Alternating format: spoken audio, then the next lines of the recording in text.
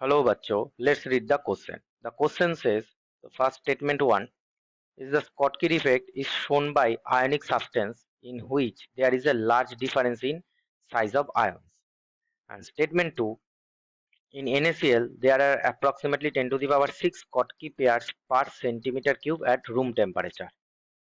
Now, the key concept related to this question, that is the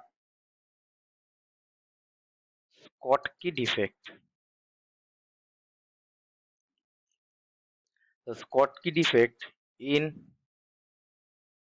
ionic crystal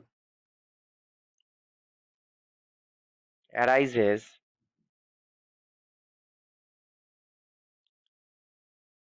when equal number of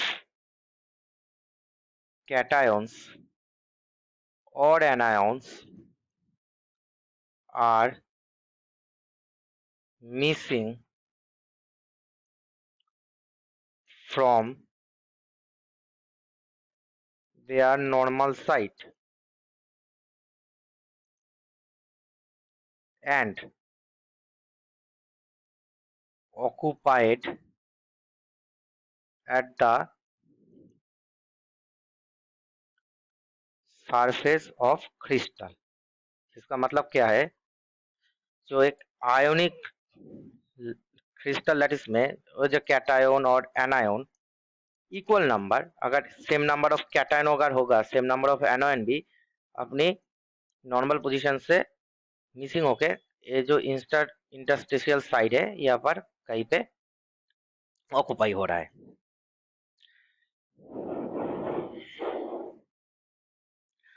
अब ये तो है Schottky defect. Schottky defect में जो radius ratio है वो ऑलमोस्ट इक्वल 1 होगा. इसका मतलब radius of cation over radius of anion that's almost equal 1. इसका मतलब कैटायन का रेडियस ऑलमोस्ट इक्वल एनायन का रेडियस. तो दोनों का रेडियस ऑलमोस्ट इक्वल होगा. अगर इक्वल होगा तभी कोई भी एक जाके मूव करके ओरिजिनल पोजीशन से मूव करके इंटरस्टेशियल साइट में जा पाएगा. और यहाँ पर कोई दूसरे एक जो स्पेस क्रिएट होगा वहां से दूसरे इलेक्ट्रॉन भी मूव कर सकता है, जैसे कैटायन और एनायन भी मूव कर सकता है. तो इसका मतलब इसका जो रेडियस रेशियो है वो हमेशा एक रहेगा, एक के आसपास रहेगा. ठीक है, अब स्टेटमेंट को देखते हैं. स्टेटमेंट 1 जो दिया है, Schottky defect is shown by the ionic substance which is there is a large difference of size of ions. Ions का लार्ज डिफरेंस. अब स्कॉटकी डिफेक्ट आयोनिक कंपाउंड में शो होता है और आयोनिक कंपाउंड में लार्ज डिफरेंस तो नहीं होता कैटायन और एनायन की साइज में. तो इसका मतलब जो स्टेटमेंट 1 है वो तो इनकरेक्ट है. अब स्टेटमेंट 2 को देखते हैं. स्टेटमेंट 2 एक स्पेसिफाइड केस में बोला है NaCl के केस में. अब NaCl के केस में देखते हैं,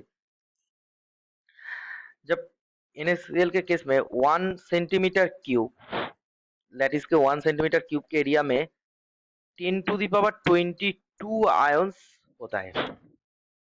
इतना सा आयन प्रेजेंट होता है. ओके, अब स्कॉटकी डिफेक्ट इसमें प्रेजेंट होता है, बहुत ज्यादा स्कॉटकी डिफेक्ट यहाँ पर देखा जाता है और वो है आसपास 10 to the power 6 Schottky defect होता है.